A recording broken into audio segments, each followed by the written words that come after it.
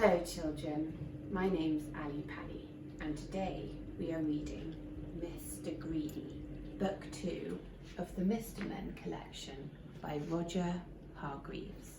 I have Sean the sheep and Molly the mummy, who's a bear with her little baby. So everybody calm down, get quiet, and we'll start today's book, Mr.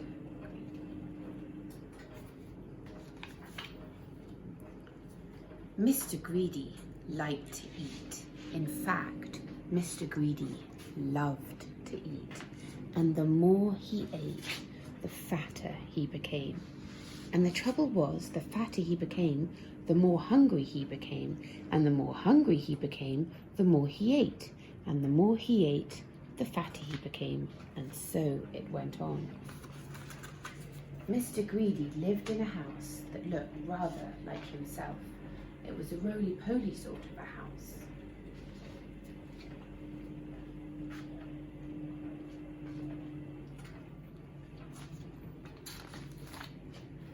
One morning, Mr. Greedy awoke rather earlier than usual. He'd been dreaming about food, as usual, and that had made him wake up feeling hungry, as usual.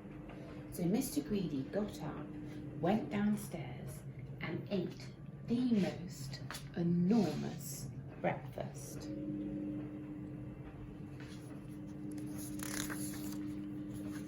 This is what Mr. Greedy had for his breakfast: toast, 2 slices, cornflakes, 1 packet, milk, 1 bottle, sugar, 1 bowlful, toast, 3 slices, eggs, 3 boiled, toast, 4 slices, butter, 1 dish, marmalade, 1 pot. When he had finished his enormous breakfast, Mr. Greedy sat back in his chair, smiled a very satisfied smile, and thought. That was a delicious breakfast, he thought to himself. Now I wonder what would be nice to have for lunch. He decided in order to work up an appetite for lunch, he would go for a walk.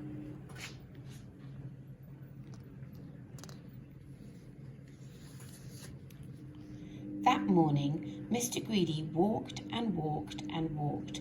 Then he discovered a cave. That's funny, he thought. I don't remember seeing that there before.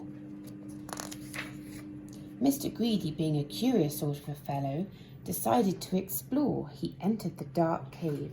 Inside, he discovered some giant steps leading upwards.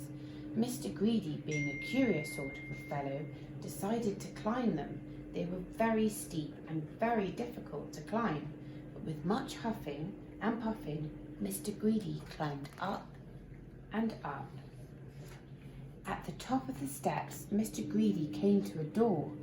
It was, without doubt, the biggest door that Mr. Greedy had ever seen, and it wasn't quite shut. Mr. Greedy, being a curious sort of a fellow, decided to see what was on the other side of that door. So Mr. Greedy squeezed himself through the crack in the door, and there before him was an amazing sight, the biggest room in the world. The floor was as big as a field. The table in the middle of the floor was as big as a house, and the chairs around it were as high as trees. Mr. Greedy felt very small. Then he sniffed. Coming from somewhere up on top of that gigantic table was the most delicious foody smell that Mr. Greedy had ever smelled. Mr. Greedy sniffed again and then decided that he must get up onto that table. So he began to climb up the leg of the enormous chair. It was very difficult and it took him a long time, but eventually Mr. Greedy stood on the table. Everything was larger than life. The salt and pepper pots were both as big as pillar boxes. There was a bowl of fruit on the table, and Mr. Greedy tried to lift one of the oranges. And Mr. Greedy, being Mr. Greedy, took a bite out of one of the apples there. Then he looked around. Over on the other side of the table stood the source of that delicious smell, a huge, enormous, gigantic, colossal plate, and on the plate, huge, enormous, gigantic, colossal sausages the size of pillows, and huge, enormous, gigantic, colossal potatoes the size of beach balls, and huge, enormous, gigantic, colossal peas the size of cabbages. Mr. Greedy hurried across the table towards the plate, and being Mr. Greedy, began to eat. Suddenly, a shadow fell across the plate, and Mr. Greedy found himself being picked up by a giant hand and looking into the eyes of a real live giant. "And who," thundered the giant, "are you?" Mr. Greedy was so frightened that he could only just manage to squeak his name. "Mr. Greedy," he squeaked. The giant laughed a laugh as loud as thunder.